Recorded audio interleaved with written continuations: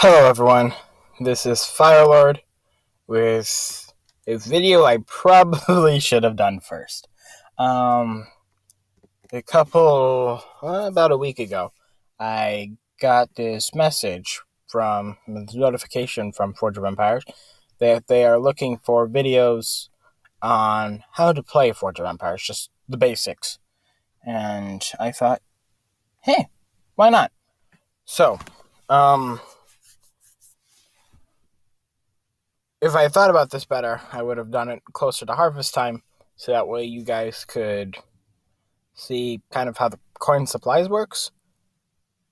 But I'm pretty sure I can finagle it just like this. Okay, anyway. For people who have never played Forge of Empires, this is a really good game. I've been playing it for 7 years, but I am a fanatic. So, this world here was started in 2018. This is not my oldest world, but it is beta, so it has the newest, most up-to-date features. So I decided to film it here and maybe use some of my other worlds to go and kind of showcase some of the newer features that will eventually end up in the normal servers. So kind of keeping this video current longer. I'm going to start with the main city. You have your main resources here. You have coins and supplies. Those are used predominantly to build buildings, for research, and for certain actions in the continent map and space settlements. It is also a currency used for some negotiations, and is just the general wood and stone of most other games. You just use them to help further your city. Coins you get from taxes from all residential buildings, and supplies come from production buildings. Most of my residential buildings get me other buffs and bonuses. I don't have any of the real traditional residential buildings, because if I can get a residential building that gives me another bonus, and is like extra forge points or an attack bonus, then I would rather that over a regular building that just gives me coins. So, for example, this clock tower apartment here it costs coins and supplies to build, and it gives me 8,900 coins in 4 hours. And different different houses give me different amounts of population and coins. Population you find up here. This city is not as jam-packed as some of my other ones. This one only has 64,000 people in it, and because of how my city is built, 58,000 of them don't have jobs.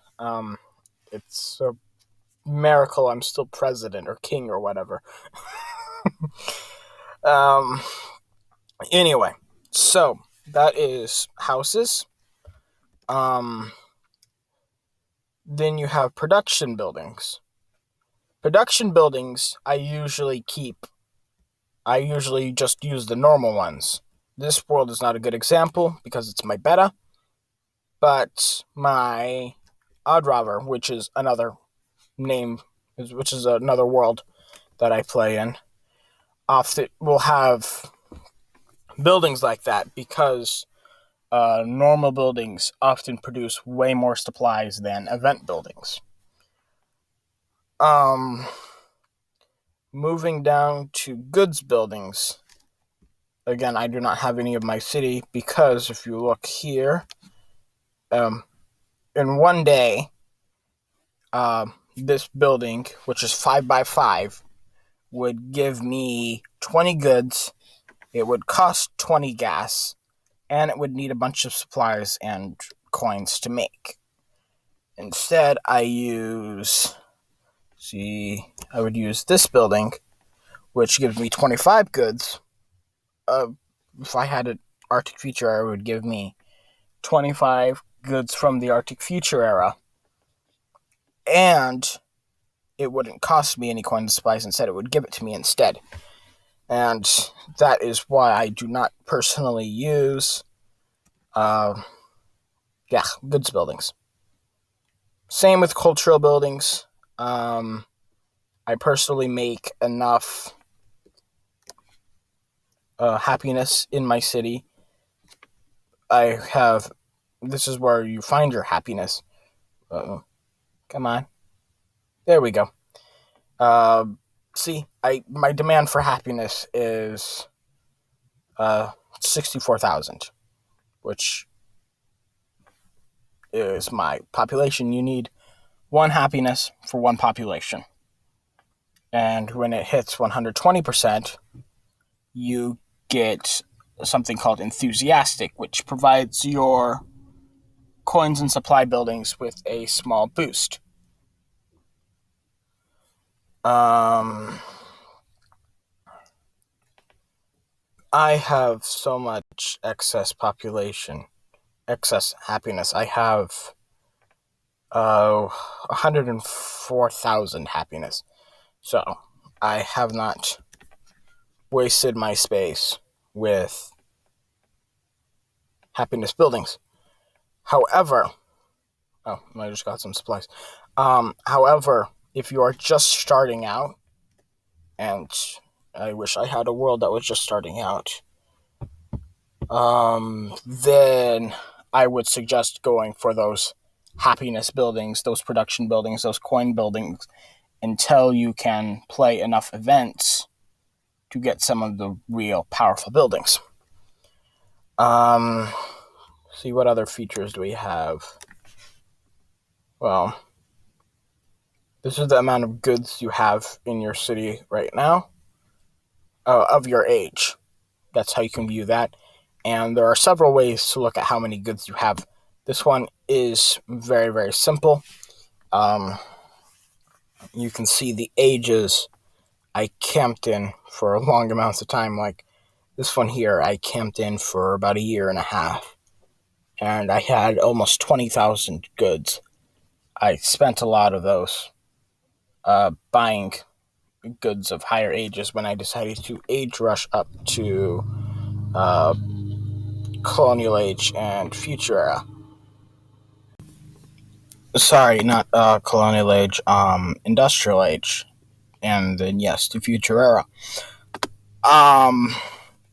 So, I've covered most of the main things, which are the basics.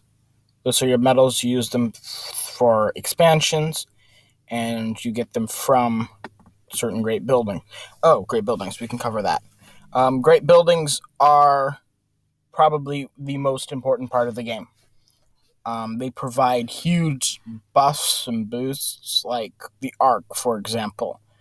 And players often spend years getting these buildings overpoweredly high. And Arc 80 is almost to the point where it is not becoming an accomplishment. It is still an accomplishment. It's a huge accomplishment. But Arc 80s are such a huge part of the strategy that they have become quite commonplace, actually. Apologies, by the way. My neighbor is mowing their lawn. I don't know if you can hear it from here.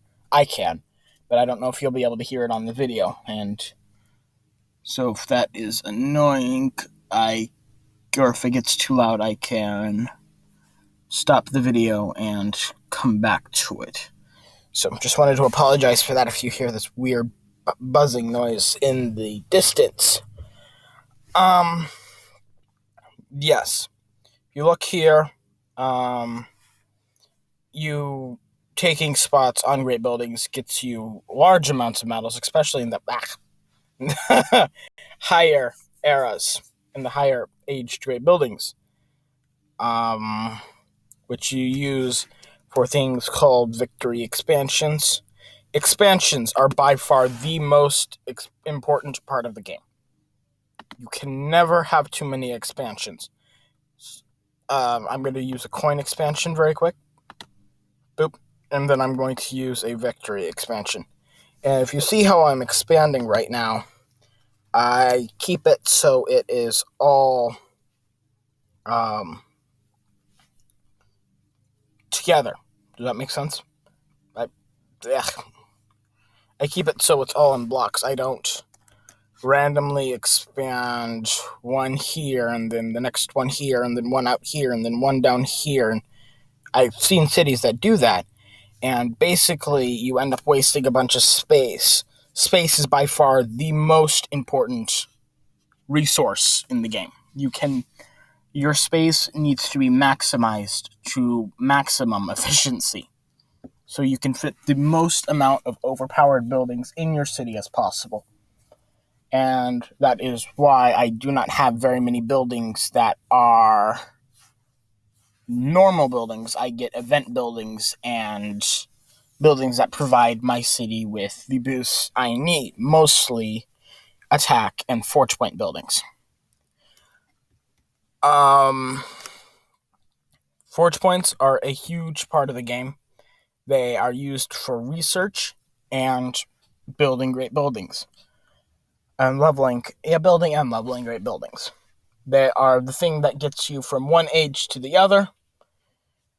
And they are the thing that makes a powerful person powerful.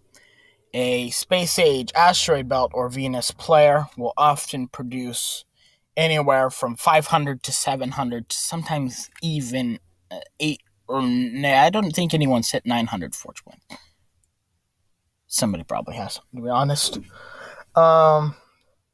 Yeah, it's absolutely phenomenally insane. And it's one of the most important parts of the game.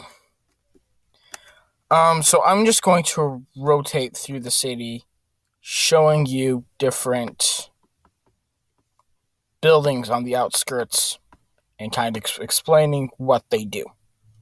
The castle system most likely will go there, and that is under development, so I don't get to showcase that one, which sucks because I'm kind of excited for it. It looks beautiful, if you've seen the spoilers for that. Okay, so I'm going to start with the PvP tower, simply because that's there in that corner. Don't look, it's embarrassing. Most leagues I end up being platinum, at least. I usually fluctuate between platinum and diamond. Last couple weeks, I've been incredibly busy. Real life has been a pain in my rear. So I haven't been able to go and do nearly as good as I like to.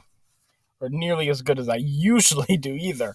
I have not hit crystal yet. I have not had enough time. So what we're going to do is usually I'd go for the lower age guys. They get you a decent amount of thingies, whatever points. I can't remember what they're called, league points or something like that. Doesn't say what it's called. But I'm gonna attack the big guy. He has 180% attack, 612% defense. He's from Space Age Mars. And just to see if we can do this, I've taken down Oceanic Future Era guys and Virtual Future Era guys with ease, which is probably why he's there to challenge me. I love fighting with hover tanks. They are by far my favorite. Okay, we're gonna lose this one. Yeesh. Okay. So I'm going to explain how battles work, and I'm going to show you what it's like to lose a battle in Forge of Empires. If you notice just how powerful these guys are, I have a huge attack and defense bonus. I have 372% attack, and I'm not doing any damage to this guy.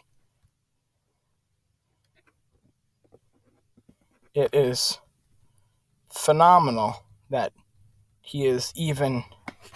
Yeah, he is absolutely just taking my beating right now, and he is destroying me.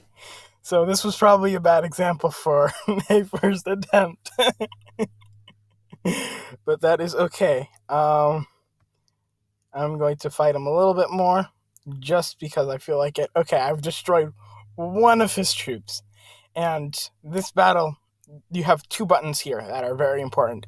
This one finishes the battle automatically, and this one allows you to surrender with your losses. So I'm going to wave the white flag here. It's a little torn, it's a little battered, but that's okay. And I'm going to run away with 5/8 of my army utterly decimated, and he 5/8 to his 1/8. Another rule of Forge of Empires I probably should have mentioned: don't get cocky. Okay, so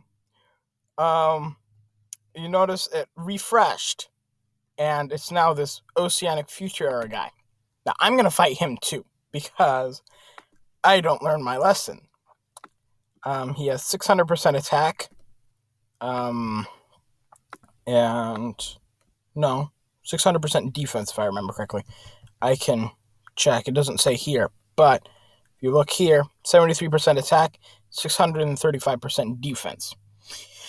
The scary thing is, most likely, this boost right here is accidental. He got buildings that he wanted the attack bonus, or the forge points it produced, and it just happened to come with defense. And so he just got a bit of defense. He just got enough buildings that were overpowered that happened to have defense with it, that his defense is actually incredibly, overpowered. I'm sorry I'm not blurring anybody's names. I don't know how to do that. Otherwise, I definitely would. You see, this guy is smart. What he's doing is he's using hover tanks. They are future era, and they are one of the most overpowered units of all time. I too use hover tanks and rogues, and so you're gonna see us duke it out. If you notice how I'm positioning my rogues, hover tanks have this cool ability called stealth. They have stealth on planes, so you see how it's kind of fogged in right now? My troops have insane range. Most troops of higher ages do. And so what I'm doing is I'm forcing his troops to go onto bushes or trees, and then I'm going to blow them up. If you notice, he's hitting my rogues, which automatically transform into the non-rogue unit of my army. And if I had, say, a hover tank and a Tesla walker, which would be nice, then it would toss a coin in the algorithm, and it would decide, well, is it going to be a hover tank or a Tesla walker? This is a cool feature. If you don't want your troop to move, you can just click where it's at, and it will park, and it will just stay there. What I'm doing is I'm manually fighting right now. It is by far advantageous to manually battle. However, it takes much, much longer. So I can auto-battle my chess match, because this is kind of what this is. This is a crazy chess match. Or I can... Now, this strategy might not work. I have to go toe-to-toe with this guy, which I don't like. Because if the rogues hit me, they're going to start doing damage and transforming and all that jazz. And it's going to be a pain in the rear. Come on.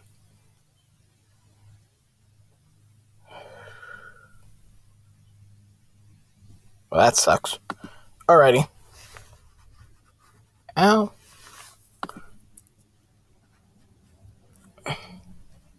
Yeah, this isn't working nearly the way I want it to. So, I'm just going to have to go close quarters on this guy, which makes me sad.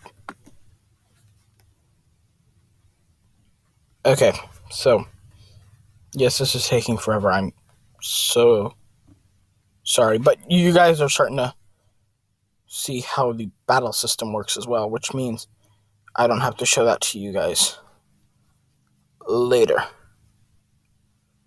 I'm going to pull these troops back. See if I can do that. What I'm trying to do, and this is actually a real strategy, if I can get these... Yeah, it's not going to work.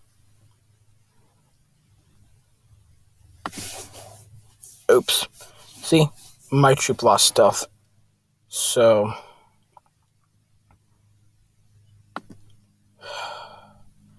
I might lose this battle, which is going to be embarrassing, because I've already lost a bunch of battles. I want you guys to think I'm cool. Alright, see? You just made that mistake. His troop went above ground.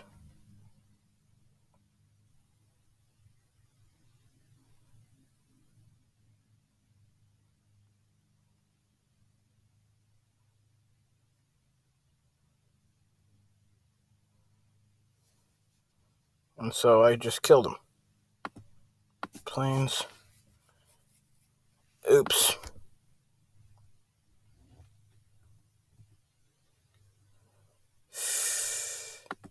Yeah, this is not going well.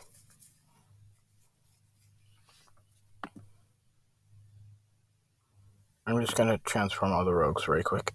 Just because those are going to do a lot of damage to me.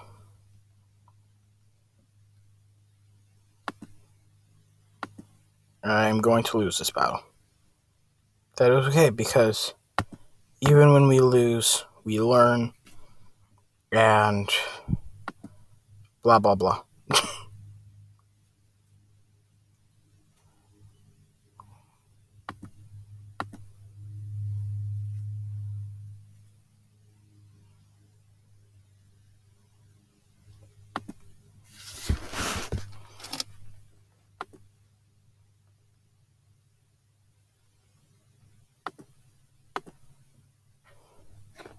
If I'm smart, I may still stand a chance.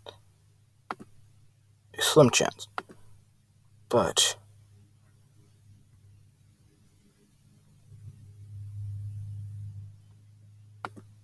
the battle is long and hard. But I'm smart and stuff, so.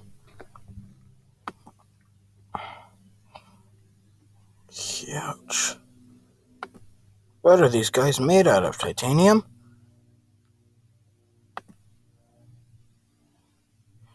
Ouchers. Apologies for this taking forever. Because what I'm trying to do right now, and this strategy is actually working.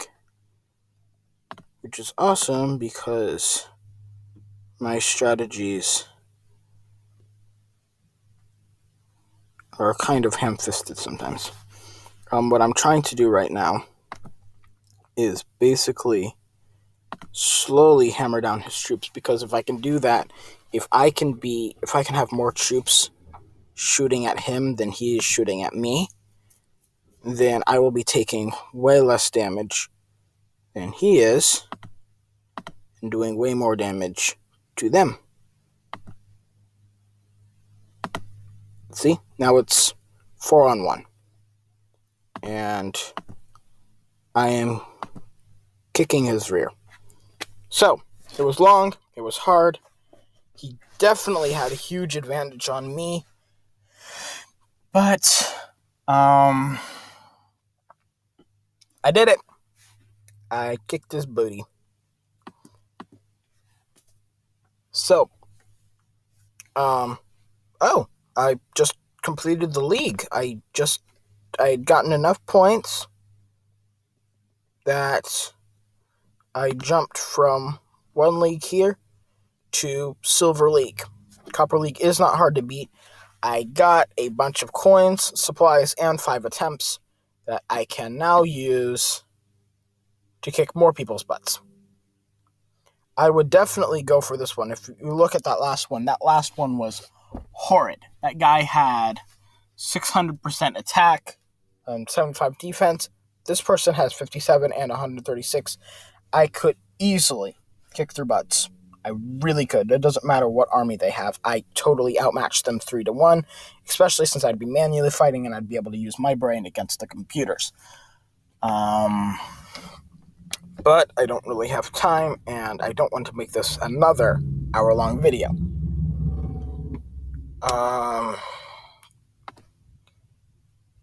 So, this is Yield Battlegrounds. My yield, as you see here, is totally kicking butt. So, this is the points, victory points, that are gotten from expansions. And this is your attrition. My attrition, see here, is 4%, is times 2, and it makes it so the people I'm attacking get a 4% attack. Now, that isn't much. 2% attrition is nothing to cry home about. 70 attrition is. 70 attrition is awful. I can't hit anything higher than that. See here, I just raised my attrition. I got 10 forge points from Spoils of War, which is a building called the Himeji Castle that gets me random goods, forge points, and occasionally diamonds. If you notice here, I'm hitting auto battle instead of manually fighting. Now, the computer is not as smart as me, but it is enough to quickly fight battles I know I can win without help. And often I use it to fight battles that I might lose, but that I'm too lazy to manually fight. I'm using my signature blend of 1 hover tank and 7 rogues. This is actually probably the most common army in the game, because years of testing and just people just playing around have found that to be an insane combo. Even though our future troops technically have more attack, they are not as overpowered as hover tanks. Hover tanks are by far the best unit in the game, except for maybe those energy cannons, somethings. They're a new troop in Space Age Venus that is insanely overpowered. If you do go up to Venus, that is the troop to have. Again, apologies for the noise. I can't make it go away unless I put up stop signs everywhere. So, reach 9% attrition. I have 27% attack is what I'm facing right now. Which is why this is often an entire yield effort. Boop. So we have covered the PvP tower, yield battlegrounds. I know I'm not going nearly as in-depth as I should be. This is yield expedition. You get attempts, one attack or negotiation costs one attempt. Usually, most people attack. I negotiate simply for one reason. I save the yield expedition throughout the week for my space carrier. I do the negotiations on here because they are easier than the negotiations in Battlegrounds. Here is a little thing about how negotiations work. If it's red, that means nobody wants it. If it's yellow, that means somebody wants it, but you don't know who. If it's green, that means they have what they want. And once you get all 5 green checks, that means everybody's happy. You've negotiated successfully.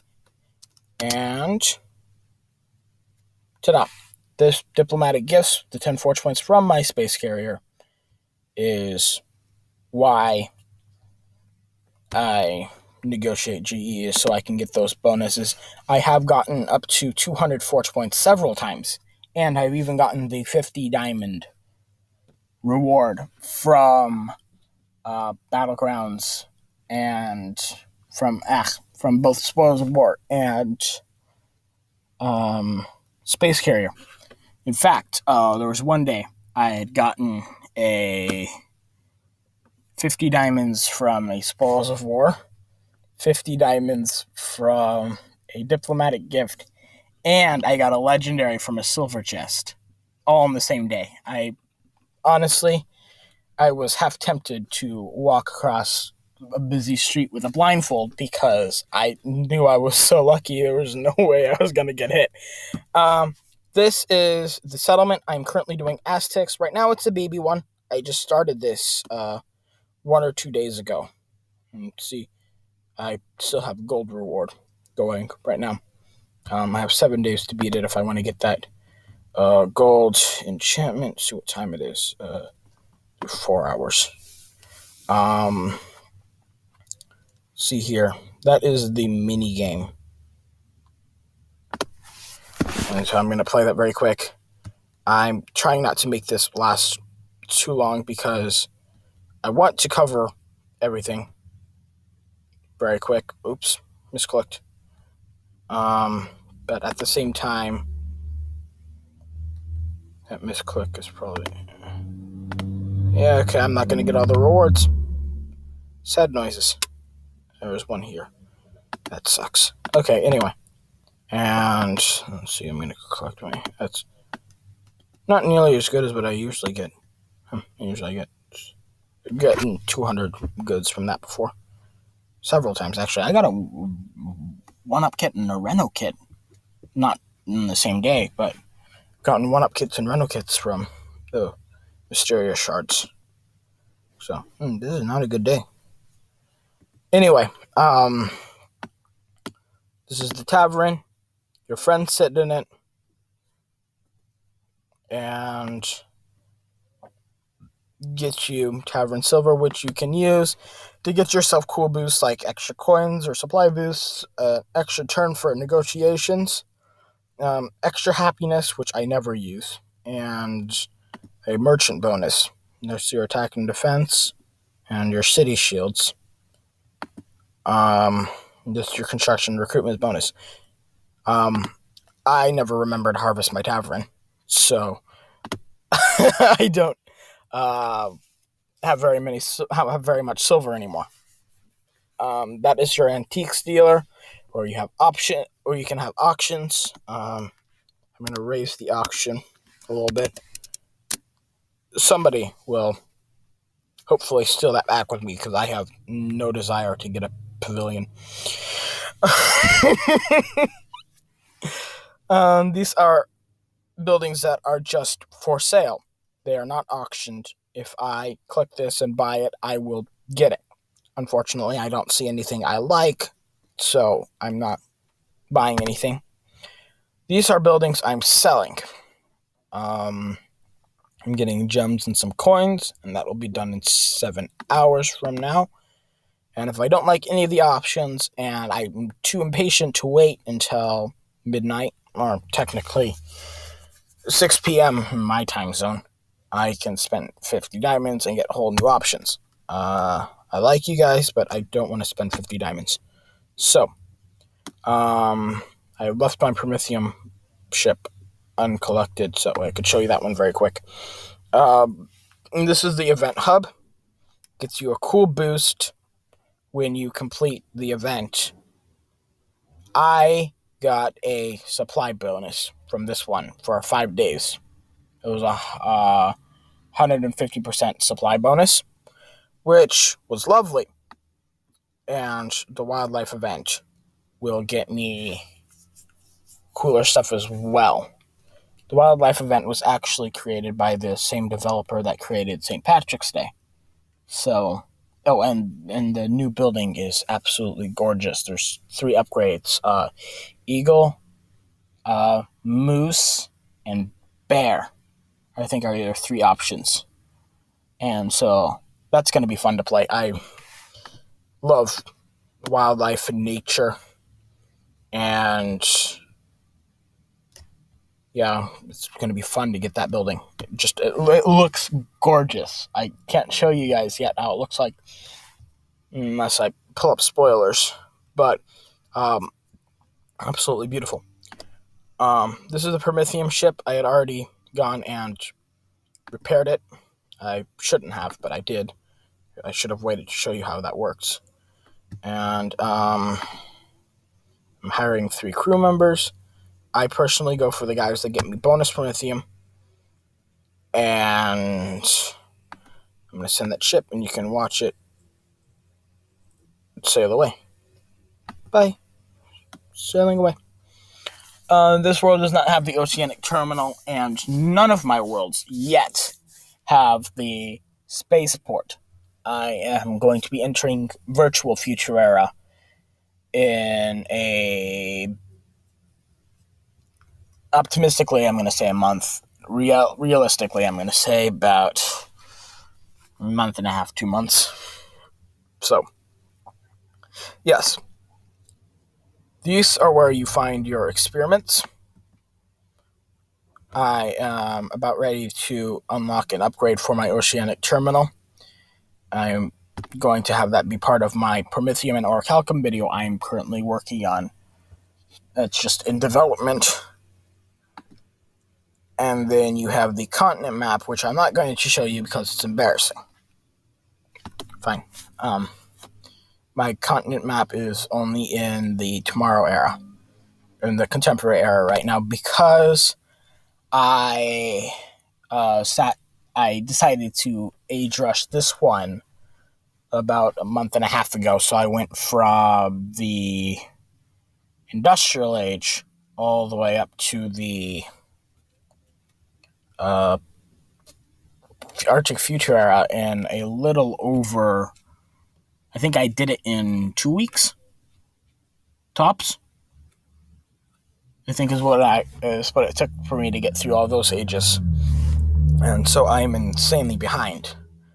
And I've been doing the minimum amount of providences I need to get through here. So that way I could avoid scout time. Bueno.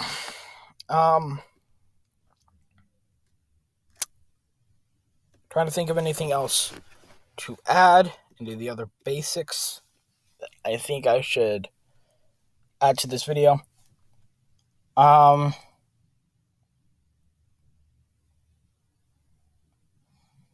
could cover different kinds of city plans and basic strategy, but I think the people who are watching this video are probably very, very, very happy I'm about to end this. Yeah. So, my name is Firelord. I am a new YouTuber. I started about last year when I created my first video on how to change your username. I'm the guy that drones on and on and on. That is what I am famous for. My specialty is higher age troops. I've been covering how to get troops such as early Middle Age troops in the Bronze Age, how to get hover tanks and oceanic future era troops in the postmodern era, and how to get machine gun teams in the Industrial Age. So my specialty is definitely higher age troops. I am switching up some of my worlds to cover the newer eras and provide tips and tricks for the space colonies. I played the game for 7 years, and I decided I was going to stop camping, become one of those top players finally, and just do that. Let's see, I play in my 5 main worlds that I play in are Beta, East Noggich, James, Oddrover, and Mount Kilmore. I do accept friend requests. I will chat with you guys about strategy, and I will answer questions on that and on my YouTube channel, Firelord. So yeah, look me up, I guess. Yeah. Thank you all so much for watching. Like, subscribe, blah, blah, blah, blah, blah, blah, blah. If you want to, I guess. Yeah. And that's pretty much it.